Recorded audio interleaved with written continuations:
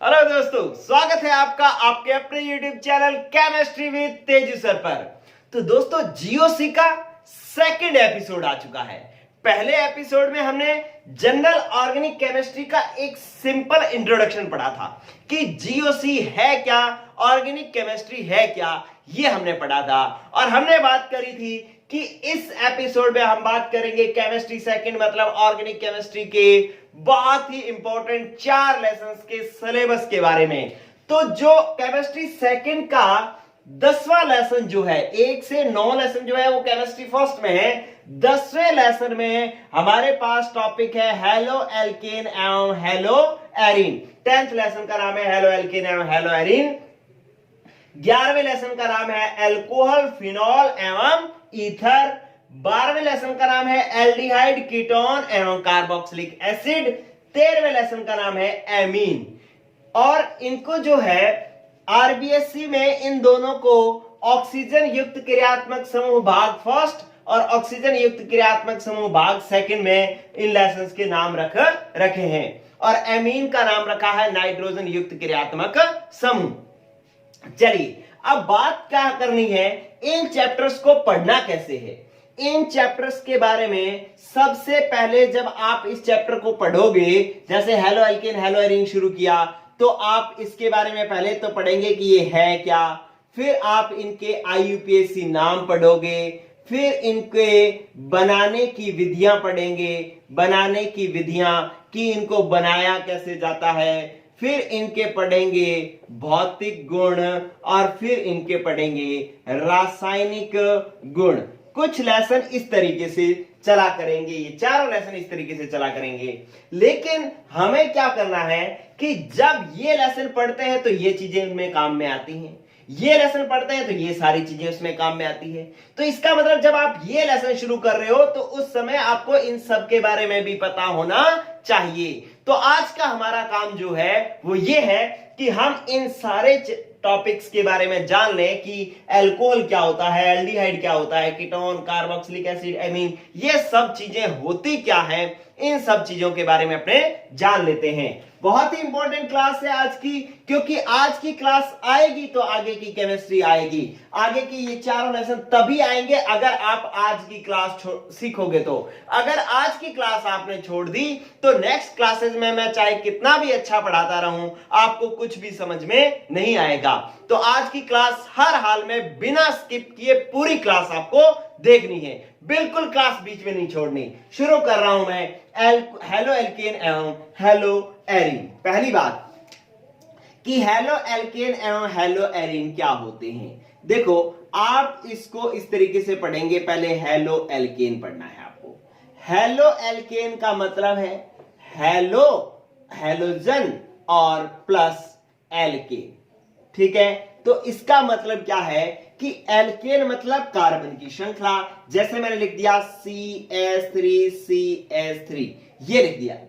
अब इस एल्केन, ये क्या हो गया, एथेन हो गया। इस एल्केन के एक हाइड्रोजन को हटा करके यहां पर हेलोजन जुड़ जाए। हेलोजन मतलब 17वें वर्ग का कोई ग्रुप, 17वें वर्ग का कोई तत्व जुड़ जाए तो इसे अपने हेलो एल्केन कहते हैं। ये जो एल्केन है इसको मैं सामान्य रूप से कार्बन की श्रृंखला को मैं R से प्रदर्शित कर रहा हूं और हेलोजन को मैं X से प्रदर्शित कर रहा हूं। तो ये जो RX है वो मेरे पास क्या हो गया, हेलो एल्केन हो गया।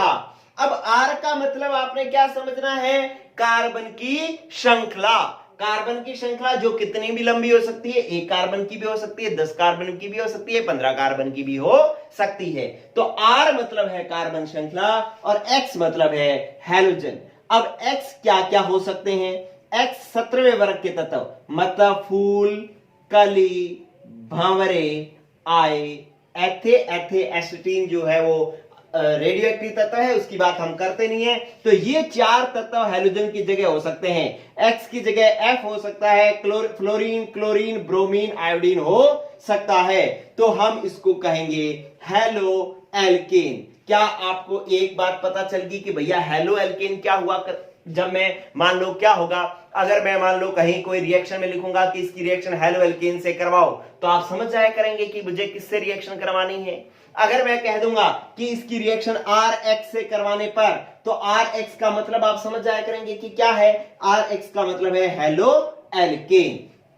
ठीक है दोस्तों, तो इस तरीके से R का मतलब कार्बन की श्रृंखला, X का मतलब हेलोजन, और X की जगह क्या क्या हो सकता है, फ्लोरीन, क्लोरीन, ब्रोमीन, आयोडीन हो सकता है। जैसे मैंने अगर मान लो यूं लिख दिया CH3 CH2 CH2 और Cl, तो ये हेलोजन जुड़ गया और ये एल्केन, तो ये क्या बन गया, हेलो एल्केन। बस एक जनरल बातें आपको जाननी है। हेलो एल्केन आप सबको पता लग गया, आप इसी तरीके से लिख लें बस, हेलोजन और एल्केन। एल्केन को आप R श्रृंखला लिख लेंगे, हेलोजन को X, RX हो गया हेलो एल्केन, और X मतलब ये हो सकता है, R मतलब कार्बन की श्रृंखला हो सकती है। बस सबको पता लग गया कि हेलो एल्केन क्या होगा। इसको हम एल्किल हैलाइड भी कहा करेंगे, सामान्य नाम इसका एल्किल हैलाइड भी कहा करेंगे, वो हम सीख लेंगे बाद में। चलिए अब मैं दूसरी बात करता हूं कि हेलो एरीन क्या है। दोस्तों ये एक बार जानना बहुत ज्यादा जरूरी है। अगर मैं कहूं कि भाई इसका हेलो एल्केन का क्वथनांक जो है वो एल्कोहलों से कम होता है, तो अब आपको पता लगना चाहिए कि हेलो एल्केन क्या है, एल्कोहल क्या है, तभी तो आप क्वथनांक की तुलना कर पाएंगे। तो आगे का जो भी मैं टॉपिक सिखाऊंगा, अगर इन सब के बारे में आपको पता ही नहीं है, तो फिर आपको वो टॉपिक समझ में नहीं आएंगे। चलिए दूसरी बात हम सीख रहे हैं, लेकिन हमारे साथ तो ऐसा नहीं होने वाला, क्योंकि हम इस क्लास में ये सारी बातें सीख लेंगे। अब बात आ रही है हेलो एरीन की। हेलो एरीन का मतलब, फिर हेलो का मतलब हेलोजन, और एरीन का मतलब एरोमेटिक यौगिक, एरोमेटिक यौगिक, एरोमेटिक यौगिक। और मैंने आपको एरोमेटिक यौगिक जब आपको बताया था पिछली क्लास में, तो मैंने कहा था कि जब आपको एरोमेटिक यौगिक बोल दे तो आपने क्या मान लेना है कि भाई क्या है, बेंजीन है। एरोमेटिक यौगिक देखते ही आपने इसको क्या मान लेना है, बेंजीन। और हेलोजन का मतलब X, तो इसका मतलब यदि एरोमेटिक यौगिक के ऊपर X जुड़ जाए, हेलोजन जुड़ जाए, तो उसको अपने हेलो एरीन कहते हैं। ठीक है, और एरोमेटिक यौगिक आपने अपने सिलेबस के अंदर सारे के सारे बेंजीन ही लेने हैं। तो ये हो गया आपके पास हेलो एरीन। अब मैं अगर इस X की जगह आप इसके ऊपर क्या जोड़ दो, F जोड़ दो, तो ये हो जाएगा फ्लोरोबेंजीन। हेलो एरीन क्या हो जाएगा, फ्लोरोबेंजीन। अगर यहां पर Cl जोड़ दिया तो क्या हो जाएगा, क्लोरोबेंजीन। अगर इसके ऊपर बेंजीन के ऊपर Br जोड़ दिया तो ब्रोमोबेंजीन, और अगर बेंजीन के ऊपर आयोडीन जोड़ दिया तो आयोडोबेंजीन। तो इस तरीके से हेलो एरीन आप समझ गए कि हेलोजन प्लस एरोमेटिक यौगिक, एरोमेटिक यौगिक मतलब बेंजीन, कि जब हेलोजन बेंजीन के ऊपर जुड़ जाएगा तो हम उसको हेलो एरीन कहेंगे। तो अब आपको कहा जाए कि हेलो एरीन और हेलो एल्केन, तो दोनों में अंतर आपको समझ में आएगा ना। अगर आपको कहा जाए कि भैया हेलो एरीन से रिएक्शन करवानी है, तो आप मतलब बेंजीन के ऊपर X लगाओगे, उससे अभिक्रिया करवाओगे। और अगर आपको कहे हेलो एल्केन से अभिक्रिया करवानी है, तो इसका मतलब आप RX से अभिक्रिया करवाएंगे। तो ये चीजें आपको आना जरूरी है। अगर आपको आती है फिर भी सुने, फिर भी आपने देखना है इन सबको। चलिए इसके बाद नेक्स्ट अपने बात करते हैं पहले चैप्टर की, हेलो एल्केन और हेलो एरीन बात क्या होते हैं, यह हमें पता लग चुका है। अब देखिए कि नेक्स्ट है अपने पास एल्कोहल, फिनॉल एवं ईथर। पहले हम बात करते हैं एल्कोहल की। इधर देखें, एल्कोहल, एल्कोहल, ठीक है। आप ये जान लें कि हम सिर्फ 12th का जो बेसिक है वो सीख रहे हैं, ताकि हमें 12th क्लास अच्छे से समझ में आ जाए।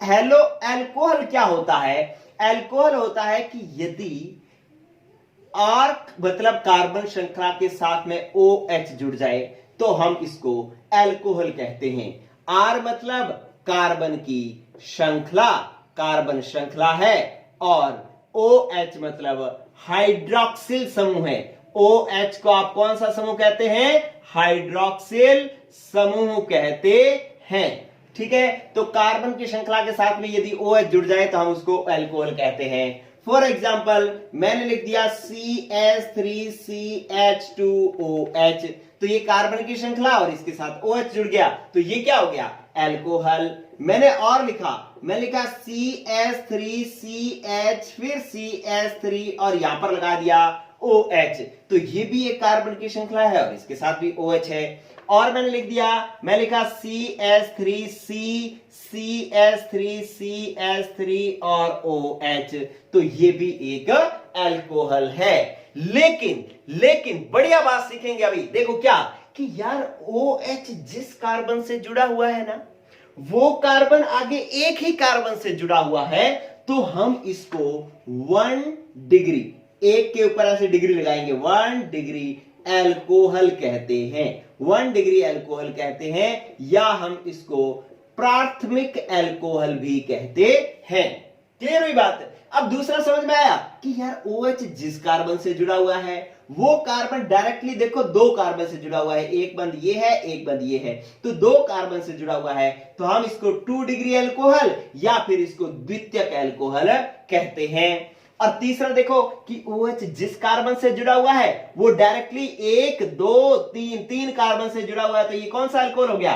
3 डिग्री अल्कोहल या तृतीयक अल्कोहल हो गया। चलिए, सबके मन में ऐसे अगर आता है तो भी, और अगर नहीं आता था तो भी, आज मन में खुशी जाहिर करनी है कि यार अल्कोहल मुझे पता लग गया कि जब भी मुझे अल्कोहल की अभिक्रिया की बात करेगा तो मैं लिखूंगा उसको ROH।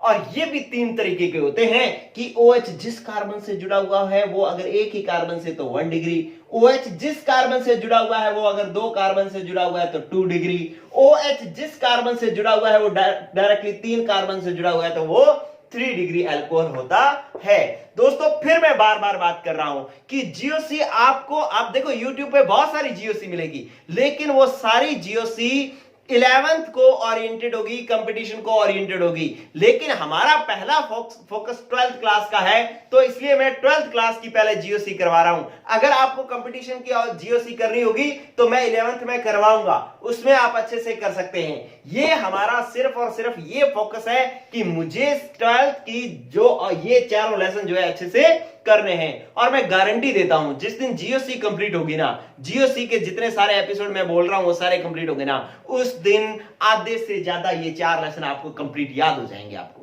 बिना इन चैप्टर को शुरू किए। ठीक है, इनके क्वेश्चन मैं करवा चुका हूंगा। चलिए, तो इसलिए इसको आपको बिल्कुल भी वीडियो को बंद नहीं करना, चलने दो वीडियो को, कि अल्कोहल आपको समझ में आ गया। चलिए, अब हम जानना चाहते हैं कि फिनॉल क्या होता है। फिनॉल, बहुत सारे बच्चे ऐसे हैं जिनको पता है, लेकिन एक बार सुन लो यार, बहुत ज्यादा जरूरी है। क्या कि फिनॉल क्या होता है? फिनॉल, ठीक है, फिनॉल होता है कि बेंजीन के ऊपर यदि OH जुड़ जाए, ये बेंजीन और इसके ऊपर, बेंजीन ऐसे होता है, इसके साथ एकांतर क्रम में डबल बॉन्ड, फिर सिंगल बॉन्ड, फिर डबल बॉन्ड, फिर सिंगल बॉन्ड, फिर डबल बॉन्ड, ये बेंजीन है। और इस बेंजीन के ऊपर यहां पर क्या जुड़ जाए? OH, तो हम इसको फिनॉल कहते हैं। ठीक है, तो फिनॉल की इतनी बात ध्यान रखनी है कि फिनॉल क्या है? बेंजीन के ऊपर जब OH जुड़ा हो, चाहे वो OH यहां पर जुड़ा हो, चाहे ये OH यहां पर जुड़ा हो, चाहे यहां पर, मतलब बेंजीन के ऊपर एक ही OH जुड़ा हुआ हो, तो हम उसे फिनॉल कहते हैं। पक्का याद हो गया सबको? चलिए, अब बात करते हैं कि ईथर क्या होता है। ईथर, मैं इसके कोई IUPAC नाम वगैरह नहीं करवा रहा, IUPAC नाम मैं उन चैप्टर्स में ही करवाऊंगा, लेकिन एक बार आप पूरे सिलेबस को जान लो कि कौन सी चीज क्या है। अब मैं बात कर रहा हूं ईथर की। ईथर देखना, ईथर होता है ROR, मतलब R क्या? कार्बन श्रृंखला, इधर भी क्या? कार्बन श्रृंखला, बीच में क्या आ गया? ऑक्सीजन, मतलब 2 कार्बन श्रृंखलाओं के बीच में जब ऑक्सीजन आ जाता है तो हम उसको ईथर कहते हैं। अब देखो कि जैसे मैंने लिख दिया, R की जगह मैं यहां पर लिख देता हूं, जैसे मैंने लिख दिया CH3CH2, ये कार्बन की श्रृंखला होगी, फिर ऑक्सीजन आ गया, फिर कार्बन की श्रृंखला आ गई, तो इसको मैं क्या कहूंगा? ईथर। लेकिन अब देखें कि ऑक्सीजन के दोनों तरफ वाले समूह एक जैसे हैं, तो इस ईथर को मैं कहूंगा सममित ईथर। कौन सा ईथर कहूंगा? सममित ईथर कहूंगा, क्योंकि ऑक्सीजन के दोनों तरफ वाले समूह एक जैसे हैं। अगर समूह हो ROR डैश मैंने लिख दिया, इन चीजों की बड़ी जरूरत पड़ने वाली है। मैं कहा करूंगा कि आपको सममित ईथर की ये अभिक्रियाएं हैं, असममित ईथर की ये अभिक्रियाएं हैं, तब ये बातें आपको बड़े काम में आएंगी। देखो असममित का मतलब क्या है, इधर R है इधर R डैश है, मतलब है तो दोनों ही कार्बन श्रृंखलाएं, लेकिन दोनों अलग अलग कार्बन श्रृंखलाएं हैं। जैसे मैंने इधर लिख दिया CH3CH2O और इधर मैंने लिख दिया CH3। तो अब ये भी ईथर है, लेकिन इधर दो कार्बन है इधर एक कार्बन है, तो दोनों में अलग अलग कार्बन श्रृंखलाओं वाली श्रृंखलाएं हैं, तो इस ईथर को अपने कहेंगे असममित ईथर कहेंगे। कौन सा ईथर कहेंगे, असममित ईथर कहेंगे। अगर ऑक्सीजन के दोनों तरफ वाली कार्बन श्रृंखलाएं अलग अलग कार्बन संख्या वाली हैं, अगर दोनों एक जितने वाली हैं तो सममित ईथर। चलिए, ऐसा भी हो सकता है कि अगर दो बेंजीन वलय के बीच में, ये बेंजीन वलय है और यहां ऑक्सीजन आ जाए और फिर एक बेंजीन वलय और यहां पर ऑक्सीजन आ जाए, तो भी इसको ईथर ही कहते हैं। दो एरोमेटिक समूहों के बीच में ऑक्सीजन आ जाए तब भी इसको ईथर ही कहते हैं। दो बेंजीन के बीच में ऑक्सीजन आ गया तब भी इसको ईथर ही कहते हैं। और ये कैसा ईथर है बता दें फटाफट, क्योंकि दोनों तरफ एक जैसी श्रृंखला है ना, बेंजीन बेंजीन, तो इसको अपने सममित ईथर कहते हैं। और अगर ऐसा हो गया कि ये मैंने लिख दिया बेंजीन और उसके क्या कर दिया कि यहां पर मैंने बना दिया O और CH3, अब इसके इधर भी कार्बन श्रृंखला है इधर भी कार्बन श्रृंखला है, बीच में बेंजीन, बीच में ऑक्सीजन है, बेंजीन भी तो एक कार्बन की श्रृंखला ही है, तो अब ऐसी स्थिति में इसको भी हम ईथर कहेंगे। लेकिन दोनों तरफ वाले समूह अलग अलग हैं, तो इसको कौन सा ईथर कहेंगे भाई, असममित ईथर कहेंगे। इस वीडियो को देखने वाले हर बच्चे को यह पता लग जाना चाहिए कि ईथर क्या है, सममित ईथर क्या है, असममित ईथर क्या है। दोनों में कार्बन श्रृंखलाएं भी हो सकती हैं, बेंजीन वलय भी हो सकती हैं। तो ये ईथर भी हुआ आपका कंप्लीट। इसका मतलब आपको अल्कोहल पता लग गया, फिनॉल पता लग गया, ईथर पता लग गया, हेलो एल्केन पता लग गया, हेलो एरीन पता लग गया। अब बात आती है एल्डिहाइड, कीटोन एवं कार्बोक्सिलिक एसिड की, लेसन नंबर 12। चलिए, सारे सिलेबस को एक बार जान लो कि कौन सी चीज क्या है, तभी आपको आगे की चीजें सारी समझ में आएगी। अदरवाइज आप बस उबासियां खाते रहोगे कि अरे यार सर तो बहुत गंदा पढ़ाते हैं, समझ में ही नहीं आता। कब, जब आपको इन चीजों के बारे में पता नहीं होगा।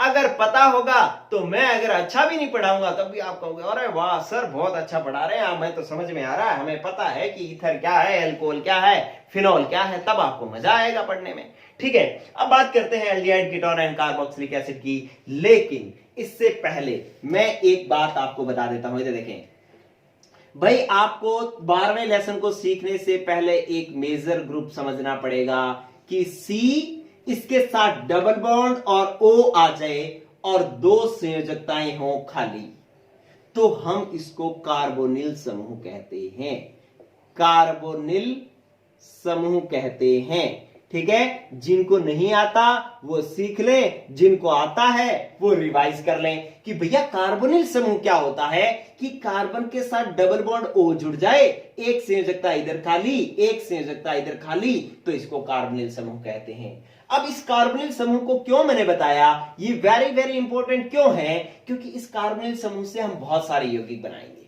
जैसे नंबर 1 बात, अगर C डबल बॉन्ड O, इसकी एक संयोजकता खाली एक खाली, यहां पर भी इसकी संयोजकता भरने के लिए H आ जाए, यहां पर भी H आ जाए, मतलब इसकी दोनों संयोजकताएं कौन पूरी कर रहा है, HH, तो हम इसको फॉर्मेल्डिहाइड कहेंगे। क्या नाम देंगे, फॉर्मेल्डिहाइड। बार बार आया करेगा कि भाई फॉर्मेल्डिहाइड का ये, फॉर्मेल्डिहाइड का वो, तो ऐसी जब की कोई बात आएगी तो फॉर्मेल्डिहाइड आपको समझ में आना चाहिए। फिर बात आती है दूसरी कि अगर C डबल बॉन्ड O, दोनों संयोजकताएं खाली, एक संयोजकता तो इसकी कोई कार्बन की श्रृंखला पूरी करे, जैसे यहां पर CH3 आ जाए, CH2CH3 आ जाए, कुछ भी कार्बन की श्रृंखला आ जाए और यहां पर हाइड्रोजन आ जाए, तब हम इसको कहते हैं एल्डिहाइड। क्या कहते हैं, एल्डिहाइड। ठीक है, तो ये हो गया आपके पास एल्डिहाइड।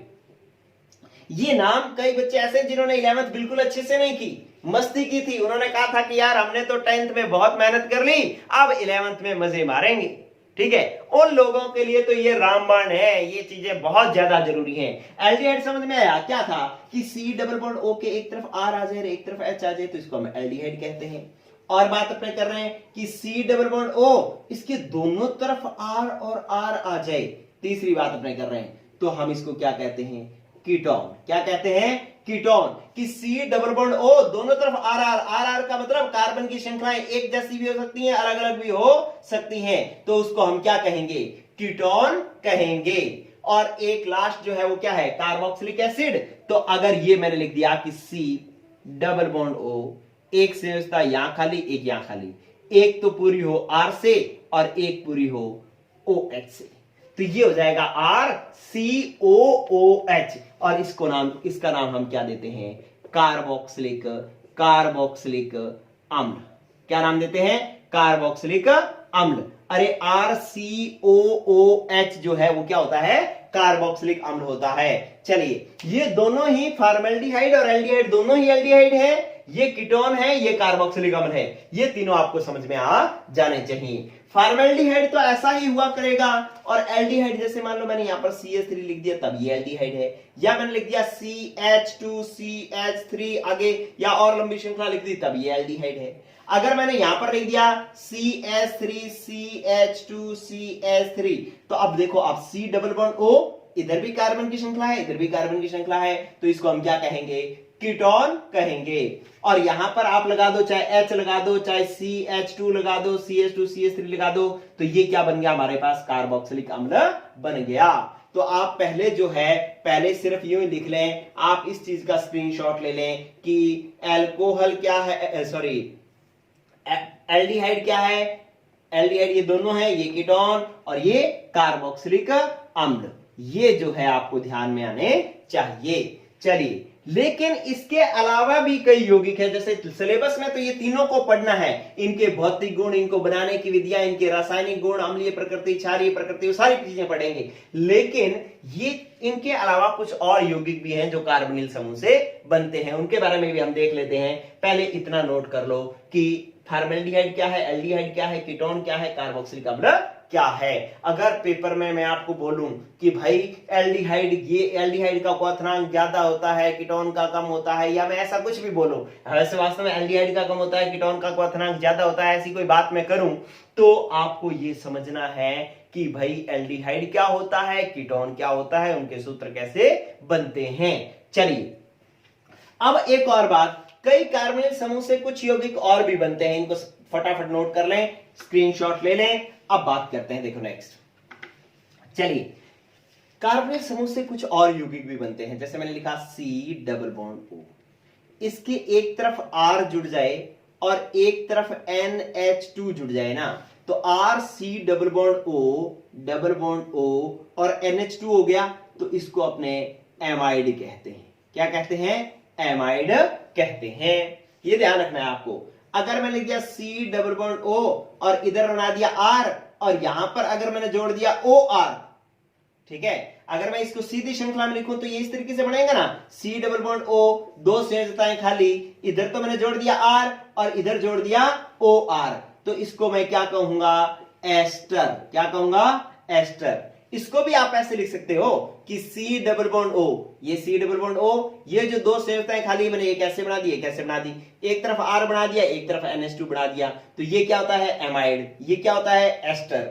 और अगर मैंने लिख दिया कि C डबल बॉन्ड O, इसके एक तरफ जोड़ दिया OR और एक तरफ और जोड़ दिया, अपनों ने यूं जोड़ना है कि C डबल बॉन्ड OR और इधर भी जोड़ना है C, एक मिनट, आप यूं जोड़ दें कि भाई जैसे C डबल बॉन्ड O और एक तरफ R और एक O, C double bond OR, ये समूह आ जाए तो हम इसको कहते हैं एनहाइड्राइड।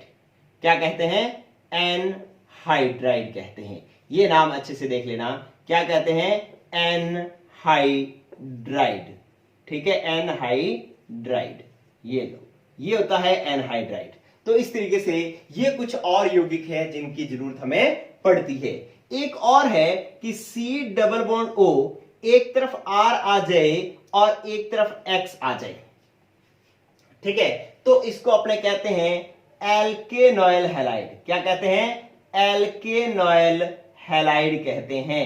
ये ध्यान रखना आपको, या इसको एसिल हैलाइड भी कहते हैं। एल्केनॉयल हैलाइड या एसिल हैलाइड कहते हैं, तो ये भी आपको ध्यान रखना है। एल्केनॉयल हैलाइड क्या होता है? C डबल बॉन्ड O, एक तरफ R आ जाए एक तरफ X आ जाए, तो इसको अपने एल्केनॉयल हैलाइड कहते हैं। तो कार्बोनिल समूह वाला एमाइड भी होता है, एस्टर भी होता है, एनहाइड्राइड भी होता है, एल्केनॉयल हैलाइड भी होता है, और इसके अलावा जो मैंने आपको एल्डिहाइड, कीटोन, कार्बोक्सिलिक अम्ल बताए वो भी होते हैं। तो ये सारी चीजें आपको बनानी आ जानी चाहिए, क्योंकि अगर मैं आपको कोई क्वेश्चन कहूंगा और कहूंगा कि एनहाइड्राइड से अभिक्रिया करवाओ, तो आप भाई एनहाइड्राइड का फॉर्मूला पता होना चाहिए। तो एनहाइड्राइड का फॉर्मूला क्या होता है कि C डबल बॉन्ड O फिर O C double bond O, दोनों तरफ R और R हो तो उसको हम एनहाइड्राइड कहते हैं। R का मतलब कार्बन कार्बन हो, ठीक है। यहां पर भी R C double bond O को एल्केनॉयल हैलाइड या एसिल हैलाइड कहते हैं। चलिए, आपके पास एस्टर क्या होता है? R C double bond O O R, मतलब ये भी कार्बन श्रृंखला, ये भी कार्बन श्रृंखला, एक एक कार्बन भी हो सकते हैं, ज्यादा ज्यादा भी हो सकते हैं, तो ये एस्टर। और C डबल बॉन्ड O के एक तरफ R और एक तरफ NH2O, तो इसको एमाइड कहते हैं। इनकी जरूरत हमें आगे पड़ेगी, इनके बिना काम नहीं चलेगा। तो ये अच्छे से इन चीजों को नोट कर लें कि कौन सा क्या है, और एक बार नहीं ये सारे लिख लें और उसके बाद बार बार उसको देखें। अब मैं अगली क्लास जब तक शुरू करूं, जैसे मेरा अगली क्लास जो है वो रहेगी इनके भौतिक गुणों के बारे में, मैं इनके क्वाथनांक की बात करूंगा, क्वाथनांक इनके सिखाऊंगा। तो सबको जैसे ही मैं बात करूं, मैं कहूं कि जो हेलो एल्केन से क्वाथनांक अल्कोहल का ज्यादा होता है, तो मैं आपको पता लगना चाहिए हेलो एल्केन का फॉर्मूला क्या होता है, अल्कोहल का फॉर्मूला क्या होता है, ठीक है। तो इस तरीके से आपको जब इनके फॉर्मूले पता होंगे तभी अगली क्लास समझ में आएगी, जो कि क्या है, अगली क्लास क्या है, इनके भौतिक गुणों के बारे में है, कि इनके क्वाथनांक किस तरीके से बदलते हैं, किसका ज्यादा होता है, किसका कम होता है, कैसे होता है, वो सारी बातें मैं आपको सिखाने वाला हूं। चलिए, अब अपने बात करते हैं नेक्स्ट जो है वो, ये सारों का आप ले लेना स्क्रीनशॉट। अब बात करते हैं एमीन की। एमीन देखें, ये भी बहुत अच्छा है। एमीन, एमीन गौर करना कि अगर नाइट्रोजन और इसके साथ 3 हाइड्रोजन जुड़े हों, 1 2 और 3, तो हम इसको 3 हाइड्रोजन जुड़े हुए हों तो हम इसको कहते हैं अमोनिया। क्या कहते हैं? अमोनिया, ठीक है। मतलब NH3 का फॉर्मूला, NH3 जिसको अपने कहते हैं वो अमोनिया ही होती है। और अगर ये हो जाए NH4+, तो हम इसको कहते हैं अमोनियम। क्या कहते हैं? अमोनियम। NH4+ को क्या कहते हैं? अमोनियम। NH3 को क्या कहते हैं? अमोनिया। इनके बिना काम नहीं चलेगा, आने चाहिए। अमोनिया क्या है, अमोनियम क्या है।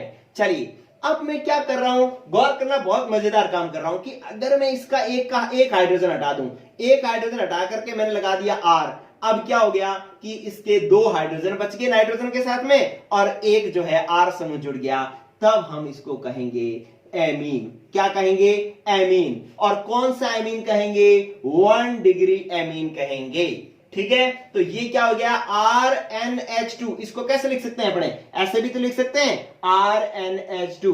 ये क्या हो गया? 1 डिग्री एमीन हो गया। एक और काम कर रहा हूं मैंने क्या किया कि इसके एक और हाइड्रोजन को हटा करके और यहां पर R समूह जोड़ दिया। यहां पर ये हाइड्रोजन हटा करके एक और R जोड़ दिया। अब R 2 हो गए, एक हाइड्रोजन बच गया, ठीक है। तो इसको अपने क्या कहेंगे? ये भी एमीन है, लेकिन क्योंकि नाइट्रोजन से डायरेक्टली 2 R समूह जुड़े हुए हैं, तो हम इसको कौन सा एमीन कहते हैं? 2 डिग्री एमीन कहते हैं। इसको ऐसे भी लिखा जा सकता है कि R2NH,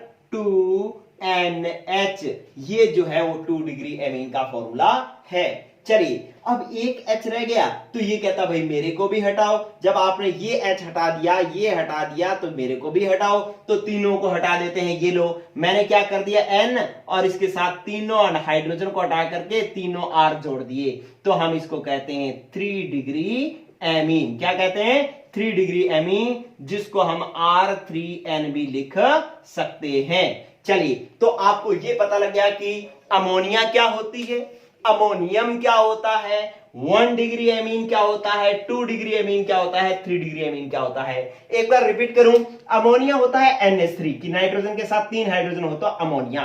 4 हाइड्रोजन आ जाए और प्लस आवेश आ जाए तो इसको हम कहते हैं अमोनियम आयन। ये आयन है एक। और इस अमोनिया के एक हाइड्रोजन को हटा करके अगर मैं R समूह जोड़ दूं तो ये एमीन बन जाता है। एक ही R समूह जुड़ा हुआ है तो इसको हम 1 डिग्री एमीन कहते हैं। R मतलब एल्किल समूह, एल्किल समूह मतलब कार्बन की श्रृंखला।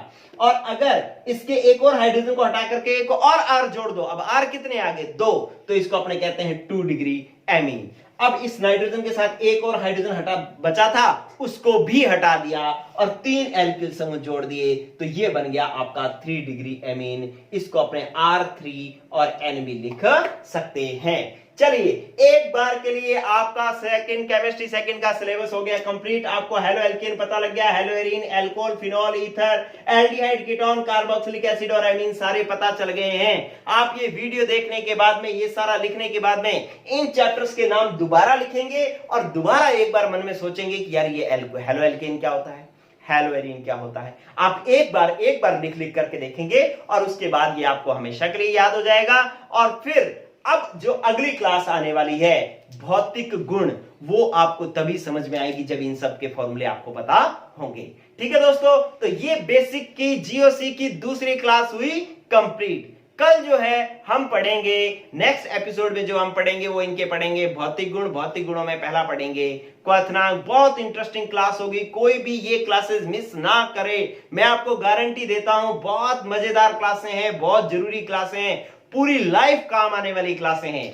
ठीक है बच्चों, गुड लक, पढ़ते रहो। जिन बच्चों ने और भी आपके दोस्त हैं उन सबको भी जीओसी की क्लासेस फॉरवर्ड कर दो ताकि उनकी भी केमिस्ट्री सेकंड वीक ना रहे। Good bye.